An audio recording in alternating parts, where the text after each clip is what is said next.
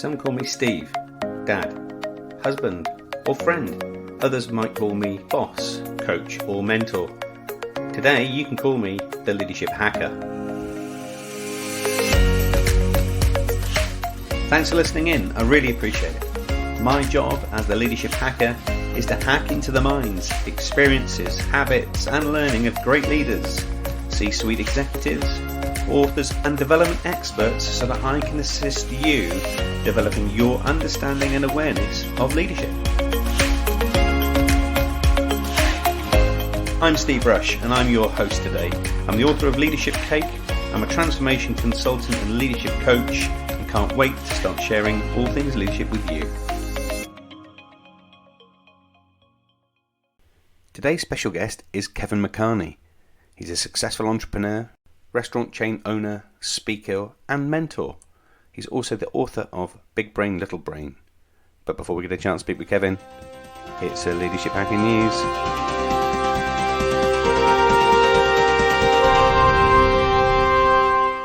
There's a communications theme in today's show, so having spoke to hundreds and hundreds of leaders around the world, we've distilled the top 5 communication hacks to get us going. For many of us, and for many companies and industries around the world, communication has changed drastically. And for many of us, our tried and tested communications methods may no longer work as they used to. Now this might not seem like a big deal, right? But considering how many online collaboration tools there are available, even the choice of your online tool can make a difference to how you're communicating based on quality and experience. And when we change our communications channels, we fundamentally change how we also communicate, whether that's conscious or unconscious. So in the transition to remote working, we all knew video would be an important thing. And a lot of us still try to avoid using video if we've had a bad hair day or we're feeling lousy or we just want to put some really casual clothes on. But think of how many video conference calls you've had where most of the participants have kept the camera off. What's happening for you unconsciously? Well, Tracy Brower, author of The Secrets of Happiness at Work, says it's a mistake to avoid using video. And she outlines those reasons as video demonstrates responsibility, communicates confidence, will help build trust and rapport, will help you engage, and video can make you memorable to other people.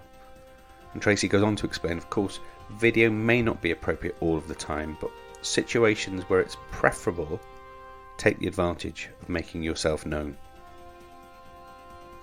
When we start skipping into writing, many of our in-person conversations have turned into emails, MS Teams messages, texts, notes in project management apps, and intuitively we tend to send simple texts or messages. But the problem is that you lose a lot of context when you turn your verbal words into text. Business communications expert James Chartland explains what this means. He says, "We can't see smiles or friendly expressions, we can't hear a person's voice when we read an email, we're missing the details that help us perceive the mood of the moment.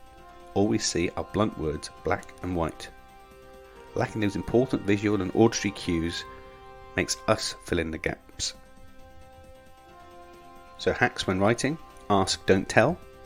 Direct instructions can often seem as demands. Try and avoid using exclamation points or overusing them.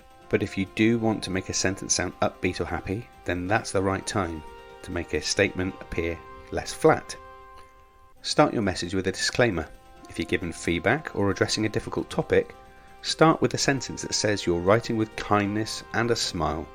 Positivity helps. When you're communicating, explain your intent. It might seem obvious, but there is a real short of digital body language when you're online and on our Teams or Zoom or Slack meetings. And because there are less physical cues to clarify our intent, people assign meaning to all sorts of non-verbal things that we are trying to say but do so unconsciously.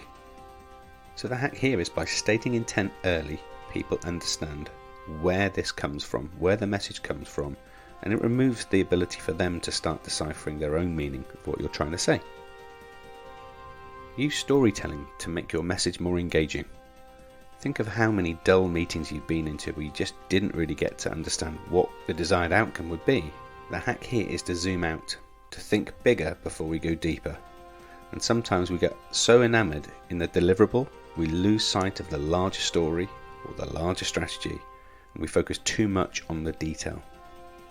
And sure, detail is incredibly important. But if people understand how it connects to a bigger story, they're more likely to pay attention and more likely to take action. And finally, focus on your communications by creating an experience.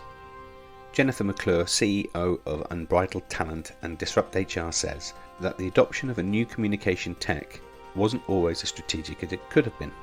Jennifer says that a major failure of adding in new communication technologies is they're often implemented without a clear goal, which leaves holes in our internal communications, and other communications tools get added to patch these up, and in turn it makes a mess of the whole communication system. But as communicators, we own it. It's up to us to create an experience that unifies the people that are paying attention. So use one platform, but use other tools if they add value. If they don't, ditch them.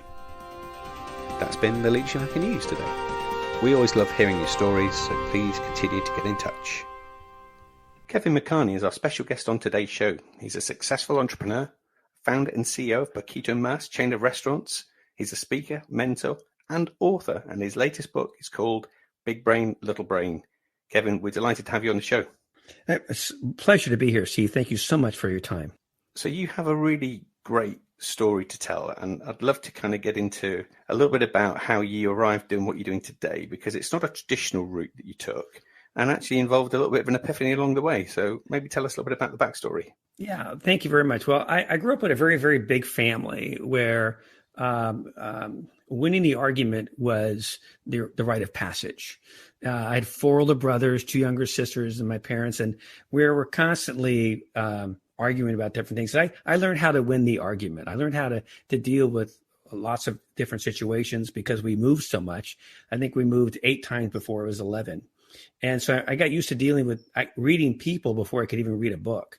And I went to work early, and I got a job at Universal Studios when I was about 19, and I became a tour guide there. And I thought, oh, this is really cool. All I have to do is say the same thing every day, and I'm good, right? And I don't really have to pivot very much. I don't have to think really. And so it's like, it was fun for me. But then it was one particular day, I'm this 19-year-old snarky kid, and there was a really hot day. The trams were breaking down because it was over 110 degrees. And all of a sudden, I got a call over the speaker. Kevin, tram on the right. They're all yours. It's a group from Europe. They are not happy. Good luck. So with that, I walked down the tram, and I tried to make smiles and say hello to people. And they were arms crossed, brows furrowed. They were just not going to look at me at all.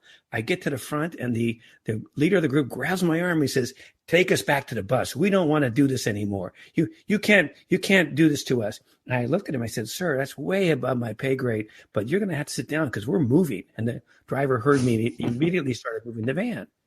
So, and this is a 3-car tram. So I have 128 people on this thing, and they're all looking at me like they're angry at me, like I'm the one who's responsible.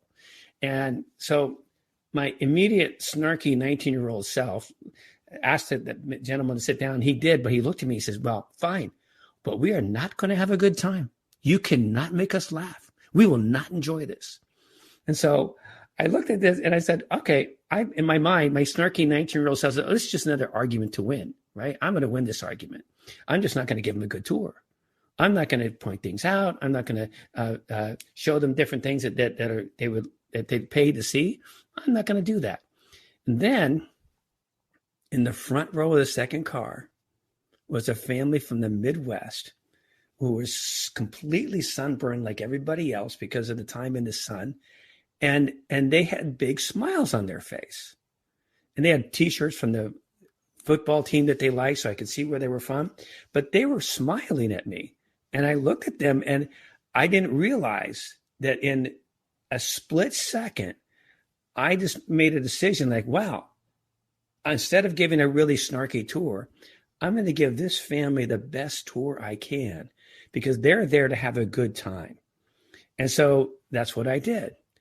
And I began to give that tour to them slowly but surely, the people around them came along on the tour and they all started laughing. By the end of the tour, everybody was having a good time and laughing, except for the grumpy leader. But it was amazing to me that I didn't even know I had that in me. I didn't know that in a pressure situation, I pivoted from being this kid who wanted to get back at this group to somebody who wanted to make these 4 people happy because they were smiling. And so the group said goodbye to me. They were very friendly, but the family waited to speak to me. The father looked at me and said, "Son, you really turned that group around," because they were not happy. And I looked at the family and I said, "No, you turned them around. Your smiles gave me permission to switch completely to a different attitude."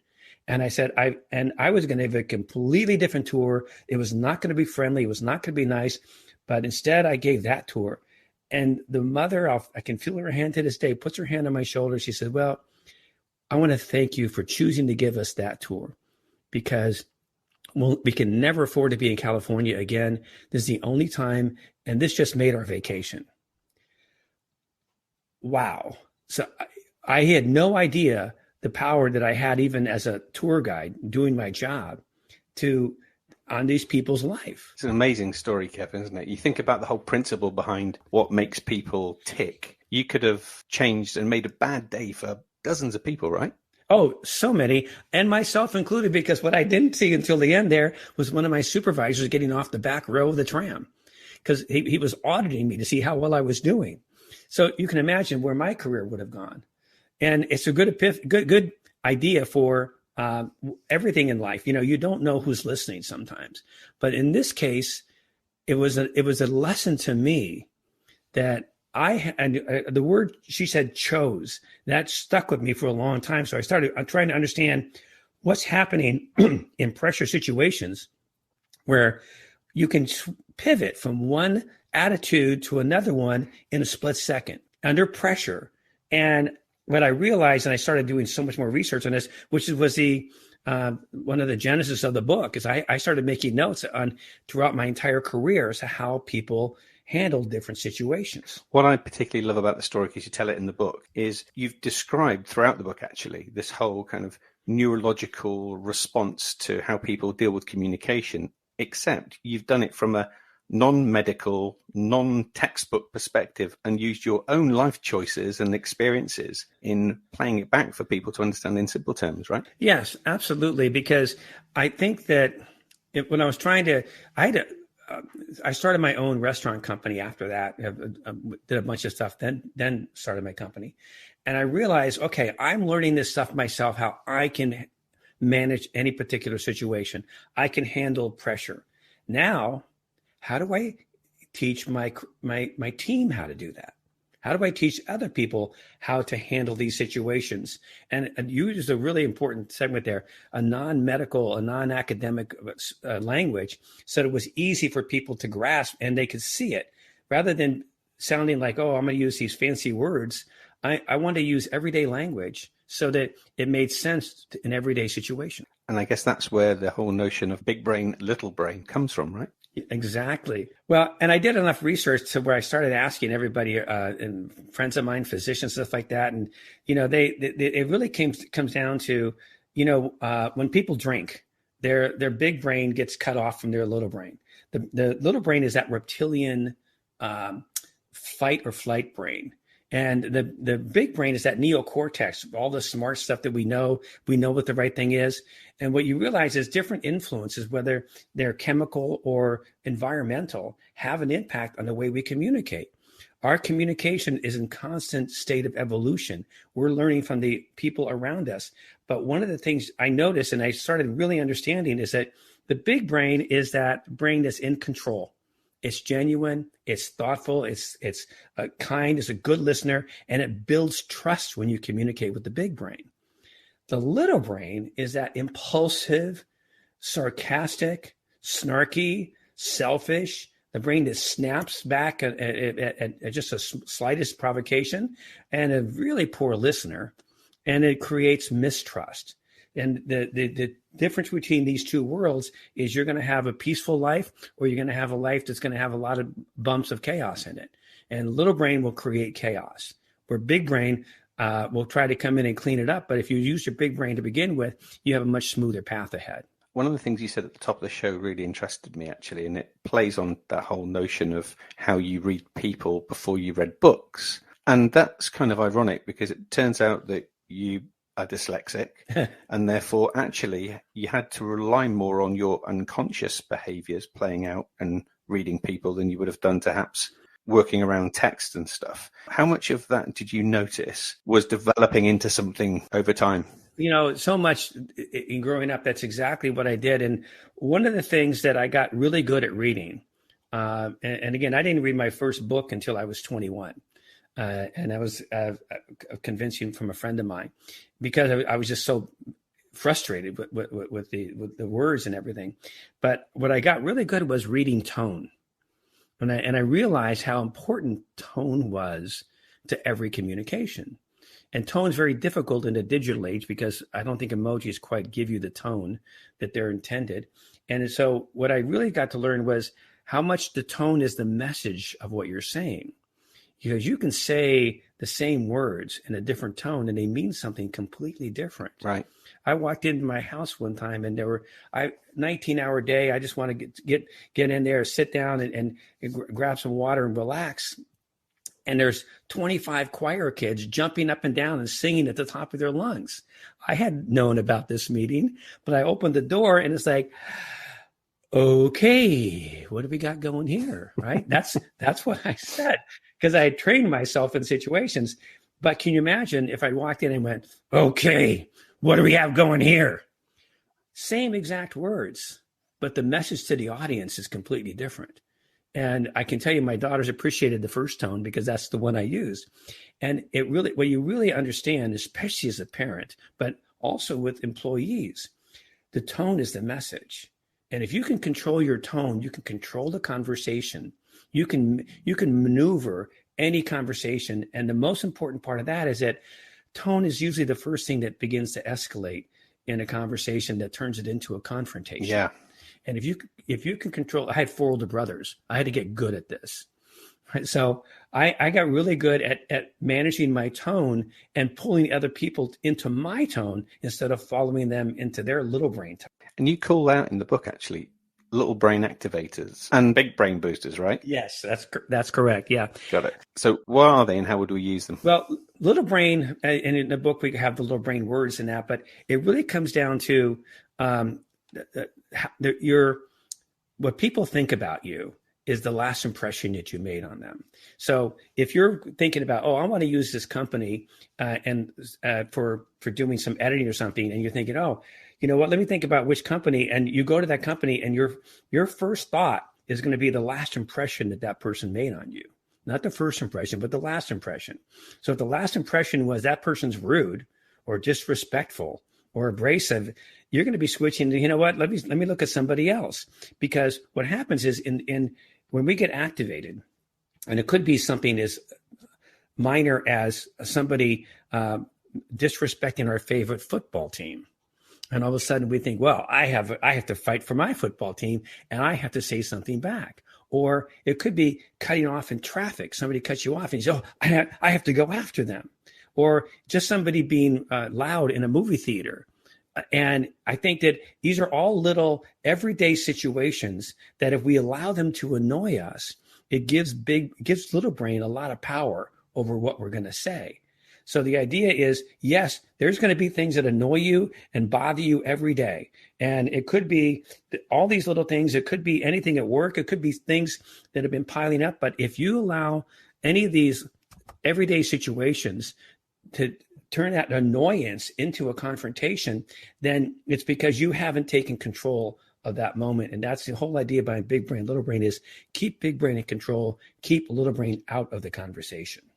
I remember when we first met, Kevin, we talked about this whole notion. One of the things that I found really inspirational is your ability to what you call find neutral. And often that's the bit between where people are activated, triggered, other language in other walks of life, and that emotional response kicks in, is often then too late to tap into your big brain.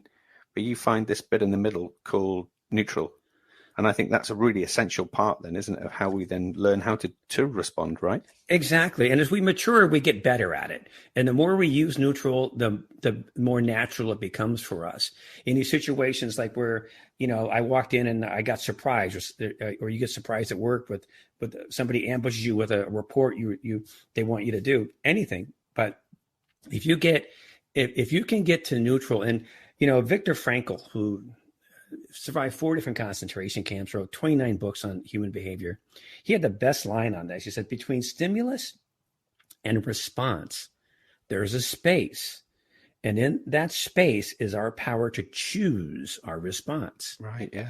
Very much like I chose to give a better tour. And I didn't even know about Viktor Frankl at the time. But we have a choice, no matter what pressure we're under.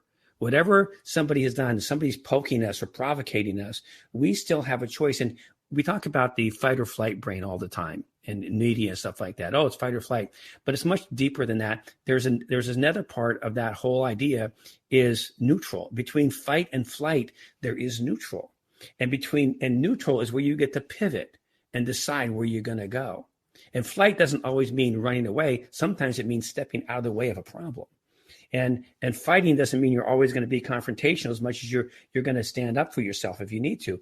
But the idea behind getting to neutral and having a neutral word, and my neutral word, as you heard, is okay, right? And I practice saying okay in a very positive tone of voice, because even if, no matter when I'm surprised, I'm going to use my neutral word or my neutral phrase. And we give the whole examples in the book, but I know other people have their own. One of the people keep sending me their neutral words. One of them is alrighty, or oh really, or interesting, or gosh. And the thing, any of these phrases, or whatever one people have, and I believe everybody has their own neutral word already, they just don't see it as a tool.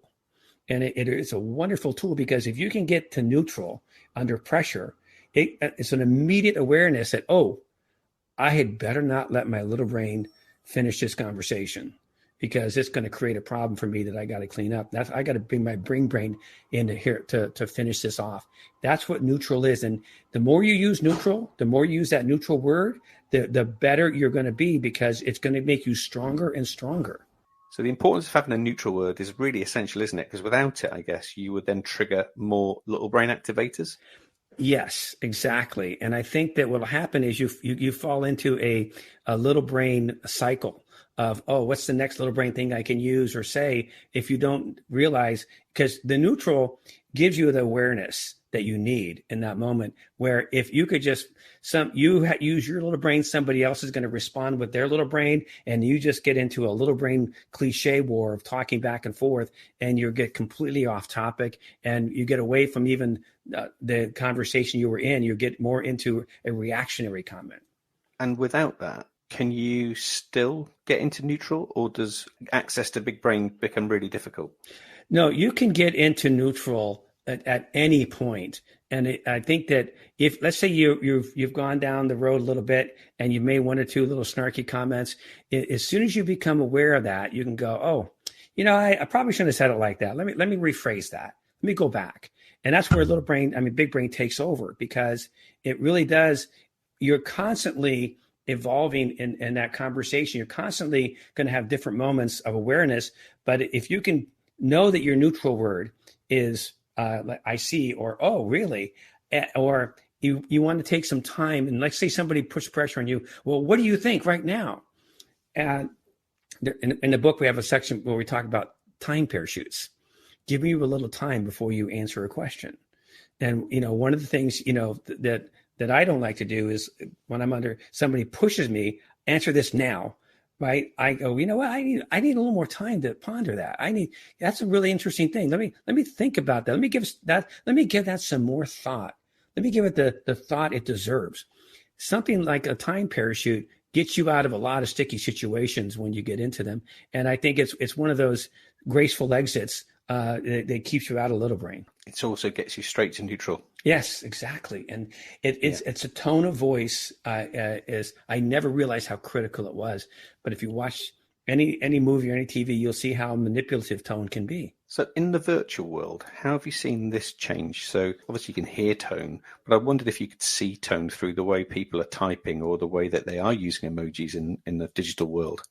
It's a great question. It's more difficult now than ever because tone is usually decided by the person reading the message, right? So whatever mood they're in, they're going to decide the tone that you wrote that in, whether it's not that tone or not, which is why I always tell people, if they get a little brain email from somebody or a little brain text from somebody, instead of trying to out little brain them or get out comment them in a text, pick up the phone and just say, you know what? Or just say, you know what? Can we talk?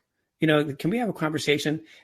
Break away from that medium into a different medium so you can really have the time, because it's hard to read tone in text. It's almost impossible, but some people are really good at it. But most people, when it comes to the quickness of communication today, I think the internet has made everybody so fast and impulsive in how quick they think they need to respond.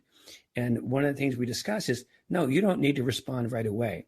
Give yourself some time, process some of the comments, especially in a business environment or even a family environment where you get an email where somebody was obviously upset or frustrated. It's a good idea to ponder for a little bit before you respond to that. And it really is go to neutral and think, what's the best response I can have for this person in this moment and in this particular communication? I'd never really joined the dots together, actually, in so much as when you receive written word, you read it in your own emotive state. Of course you do. But actually, now you've said it out loud, it makes loads of sense. And that's why lots of people read the same text and get a different message, right? Yes, absolutely. And I've been the guilty party on several of those over the years. And I think that one of the things, and I've also been the receiver of so many, where I look at something now and I really trained myself.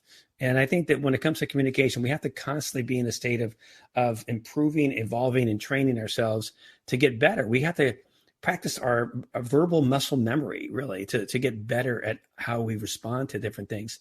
And I'm grateful that I've had the time to sort of focus on this for the last several years. And to help that muscle memory as well, in the book, you call out some little brain baggage words. I just wondered if you could share to our listeners what they are and how we could maybe use them to help our communication. Yeah, what we call out in the book, there's 7 different areas of communication where all these different principles show up that I talk about, whether it's control, tone, words, time, responsibility, power, and awareness. These are the 7 areas where all these things can show up. But little brain, these baggage words is the last impression you made. And it's the last thing you said or the last interaction you had with that person. And so if you're little brain, you're going to have under control, you're going to have rude and you may have under tone, you may have disrespectful and words abrasive. People know this stuff. They remember this. They remember the little brain component of your last communication more than they remember the big brain component, because they'll remember if you were immature or snarky. They'll remember that. And a big brain, bag legacy words, you've got to work harder to make people remember those, whether it's sincerity or trusting or welcoming, considerate. It is 2 different worlds when it comes to what people think about you. And it really is, essentially your reputation is online with every communication that you do. To your knowledge and experience, is the reason why we can remember little brain words more because it sits in the emotional part of our brain rather than the logical part of our brain? Absolutely. And again, with tone, but a lot of these words are how they make us feel. And the negative feelings are definitely more prominent and it sits there a little bit longer. And, I think that you can erase these words, by the way. You can get rid of the negative little brain baggage words by recognizing, with this person, the last time I talked to them, I think I was a little bit rude. So next time I talk to them, I'm going to start off with, you know what? Hey, by the way, apologize for last time. I think I was a little snarky or something. You can just take it away. And that's the beautiful thing about anybody that you've had a difficult communication with. You can go back and look where you may have made a mistake, and you can undo it. You can erase it, by going in and literally addressing it and dealing with it, so that they can say, "Oh yeah, okay, I remember that, but he said something and he apologized, or they said, oh yeah, it was for a different reason." The idea is you always have control over this communication. Even if you said something wrong, you can go back and fix it. So I guess falling into the trap of little brain language, little brain words and baggage words, that's natural behavior because we've learned that way of doing things, and we've learned a response set in response to different emotions or events. So how can we make sure that we are spending more time in the big brain? Well, I think the first thing you can do is every day, you can take a look at where you're at and recognize that you get up in the morning and go, okay, what's going on today? Is anything wrong physically? Is there anything bothering you emotionally? Is there any, what are some of the outside influences that might be controlling you today? And so if you go through that and go, yeah, you know what? I got this report due and I'm under anxiety. Just go through, and there's a whole list in the book that people just check them off. There's 8 little areas, check them off to make sure that if you know you've got something, a situation that's going to go into little brain, you know that going in, which means you can stay in big brain much longer. And it really is a daily checklist of making sure you can do that. The other thing I think is the most important thing is every day wake up with the idea that if you control your tone, you control your life. I like that. Very powerful. The same words, different tone, different outcome. Yeah, different outcome completely. And that's the greatest lesson, because I've seen it so many times, and I've given so many presentations to different groups. And you watch sometimes when you talk about neutral, you see light bulbs go off, and I have people practice their tones. I go, okay, say this word in an angry tone. Now say this word in a pleasant tone. And when you really use a little bit of tone training, all of a sudden you get people immediately become aware, oh, and it's because we're not taught this in school or when we were growing up.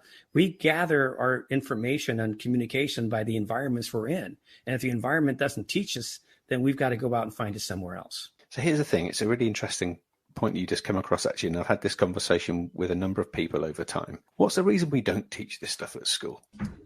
I think interpersonal communication is sometimes seen as it's not academic, and it's not something that people have paid attention to. My local school district is beginning to pay attention to because, everybody's talking about mindfulness, right? Well, mindfulness begins with the way you communicate. And I'm pushing them to do something along the lines of getting people to communicate. And again, not just about, how to handle confrontations or things like that, but really how to communicate more effectively.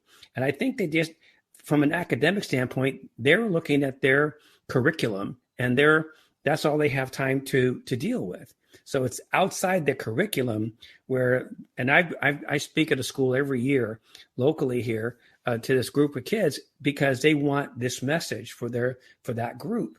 And it's outside the curriculum, but it's inside the school. And it's really beginning to help. I think it would be wonderful if more people could do this, because you're right.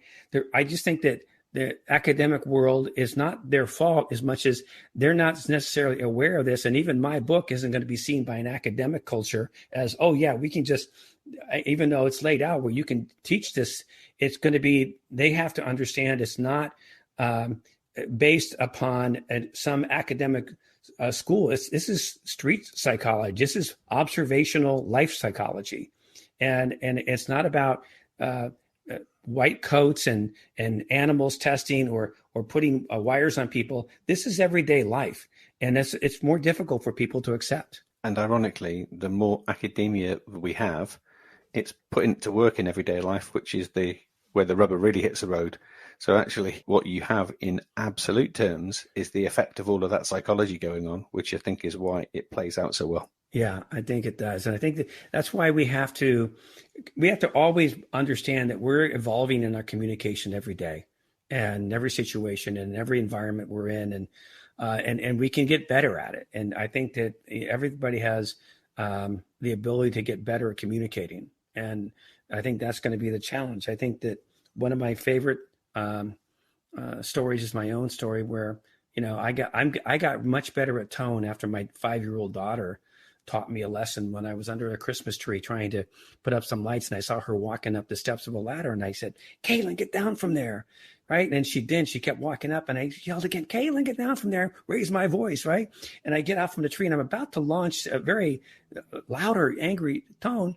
And she looks at me, and she's got an angel in her hand. She wants to put it on top of the tree. I did not see that, which is a metaphor for life. We don't see everything that we react to. And I looked at her, and she looks at me, and I said, "Caitlin, it's dangerous. You've got to get down from there." And this 5-year-old looks at me. She goes, "I like that tone better, Daddy." Wow. Wow. How interesting is that? Yeah, because if we're tuning into our kids, they're much more pure in their communication. They're much cleaner in their communication.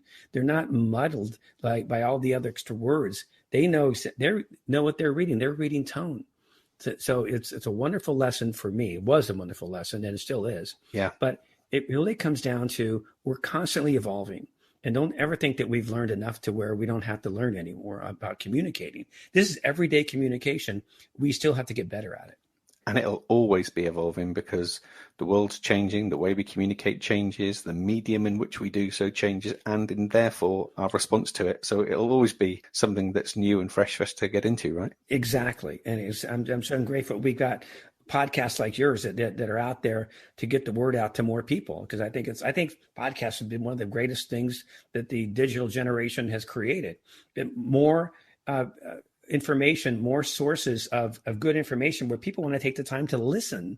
The idea that they're taking the time to listen to a podcast, they're not just looking at something on a screen, but they're listening, is fantastic, because we have to train people to listen more. And because that's when they start thinking things through when they're listening. Yeah, superb. And thanks for endorsing our podcast as well. And the genre, because I'm with you, right? This is a means to help people and grow people's awareness. And actually, the more we can do that collectively as an entire community, then the better. Yeah, absolutely. And this is my goal, is to get the entire world to neutral for a while. Yeah. So we can pivot and be more productive. So I'm going to ask you to step into neutral as we now pivot into the next part of our show. Okay. So this is part of the show where we start to tap into your broad and extensive leadership career. And I'm looking for you to kind of tap into all of that experience and think about, well, what would be the top 3 leadership hacks you could share with our audience? Probably one of the most important is something that came out of a situation again, where I had employees not talking to each other, and they were grunting, and I finally sat one of them down and said, "Listen, there's a meeting coming up. The other person's not going to be here. I want you to say 3 things that person does really well at the end of the meeting," and then end the meeting.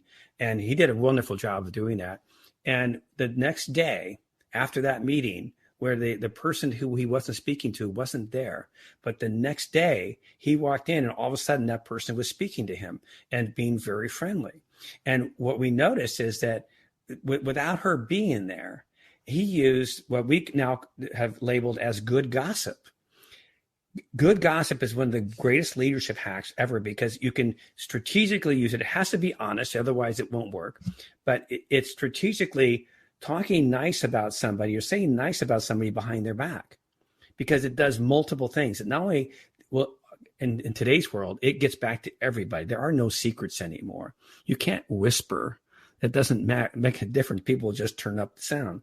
And when it comes to that internal communication of a company or anything, gossip is a cancer, where good gossip is a cure. Fantastic. Because if you can say nice things about people behind their back, it not only makes that person feel good because they'll hear it, but it makes the people that are listening to you trust you, because now they can, oh, that's really cool that they're saying something nice about somebody, because that elevates their trust level in that person.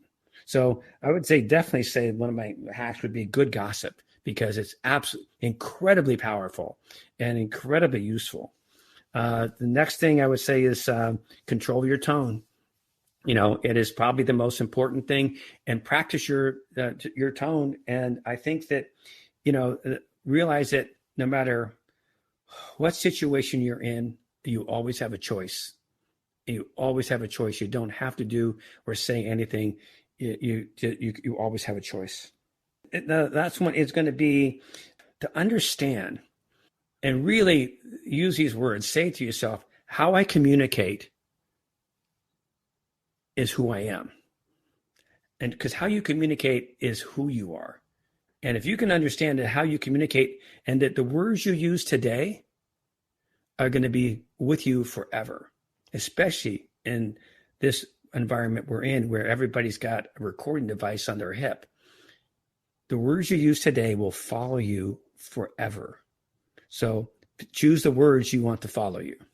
I love those. I particularly love the good gossip. I think it's just a great notion and would drive so many positive outcomes. I saw it work, and we still see it work so often. And again, it's not, it's watch it even amongst your own friends and watch how they respond when you're talking good about somebody who's not there. And it's a way we can train people to use good gossip because it travels the same path as gossip, exactly. But it has completely different and much more productive results. So the next part of the show, we call it hack to attack. So this is typically where something hasn't worked out as well as you'd thought and would work out, or maybe it's quite catastrophic. But as a result of it, there is a learning experience for you and it's now a positive in your life or work. So what would be your hack to attack, Kevin?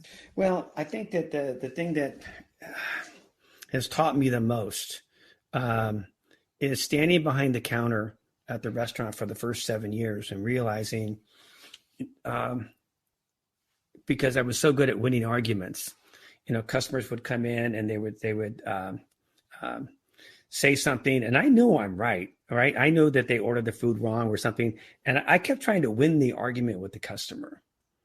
And only to realize it's not that the customer's always right. They're not. And I don't want to throw employees under the bus saying, oh, the customer's always right. The customer's not always right. But in the pressure of the moment, the customer actually believes that they're right. And I learned that lesson a couple of times when I was trying to win the argument and I saw people storm out, and I realized, gosh, how do I get that person back? I don't want to win the argument. I want to win that moment. I want to win that person back. So that was part of the genesis of what we're talking about, is that I had to learn that winning the argument is sometimes losing. And it's not that the customer is always right. Again, they're not. The customer believes, though, in that moment that they're right. And you have to bring them back. You have to bring them back to your reality, because we're in the hospitality business. We're in the business of bringing people back to life. I realized when I was behind the counter that I'm in the business of serving people with low blood sugar. That's true, actually, right? Right. So they walk in, they're hungry.